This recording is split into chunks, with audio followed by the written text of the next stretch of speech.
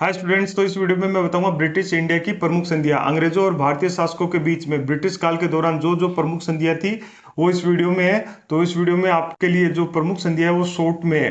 तो ये वो संधियां हैं जो आपके एग्जाम में चाहे स्टेट का हो चाहे सेंट्रल गवर्नमेंट का एग्जाम हो उसमें एक आधा क्वेश्चन इन संधियों से रिलेटेड आता है। तो ये प्रमुख संधियां, ऐसा नहीं कि संधियां और भी हुई थी, पर इस वीडियो में आपके लिए जो प्रमुख संधियां हैं जो जिनसे एक आधा क्वेश्चन आपके एग्जाम में बार बार पूछा जाता है। तो सबसे पहले बात करते हैं अंग्रेजों और फ्रांसीसियों के बीच में जो जो संधियां हुई थी।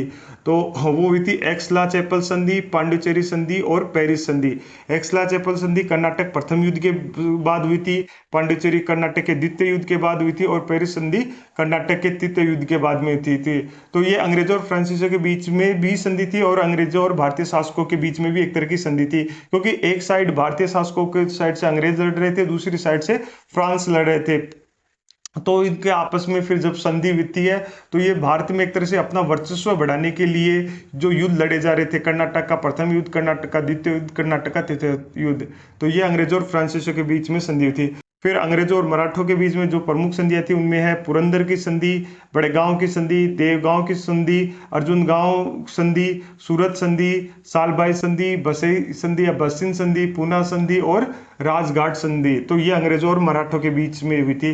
तो इनसे रिलेटेड भी एक आधा क्वेश्चन आपसे पूछ लिया जाता है। जैसे पूछ लिया जाता है कि पुरंदर की संधि किनके बीच हुई थी या पुरंदर की संधि कब हुई थी, ये इस तरह से पूछ लिया कि देवगांव की संधि किनके मध्य हुई थी। तो उसमें जो प्रमुख थे मराठा की ओर से रघुजी भोसले और अंग्रेजों के बीच में हुई थी। अर्जुन गांव संधि दौलत राव और अंग्रेजों के बीच में हुई थी। सूरत संधि रघुनाथ राव और अंग्रेजों के बीच में हुई थी। सालबाई संधि महाजी शिंदे और अंग्रेजों के बीच में हुई थी। इसी तरह बसई संधि बाजीराव प्रथम और अंग्रेजों के बीच में हुई थी।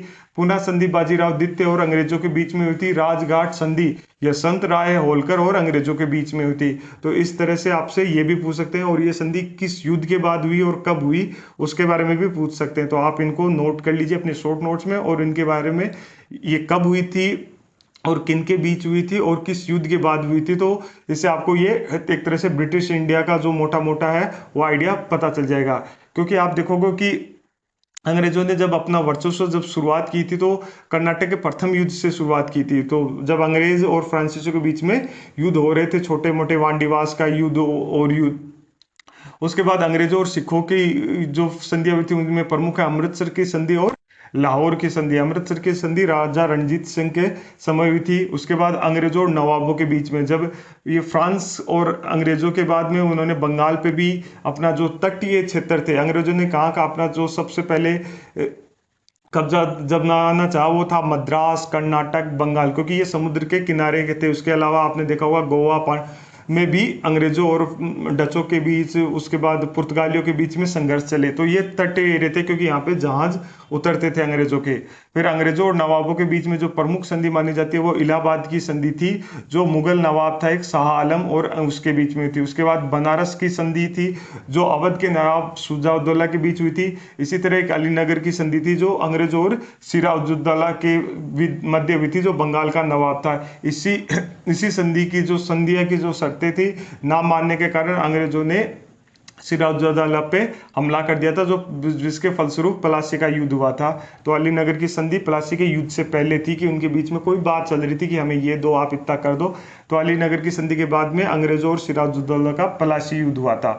उसी तरह फिर जब राजपूताना में अंग्रेज आए तो उन्होंने सबसे पहले उदयपुर की संधि, जो उदयपुर के उस वक्त के राजा थे राणा भीम सिंह के साथ की थी। इसी तरह बनारस जो द्वितीय संधि थी वो राजा चेत सिंह के साथ की थी।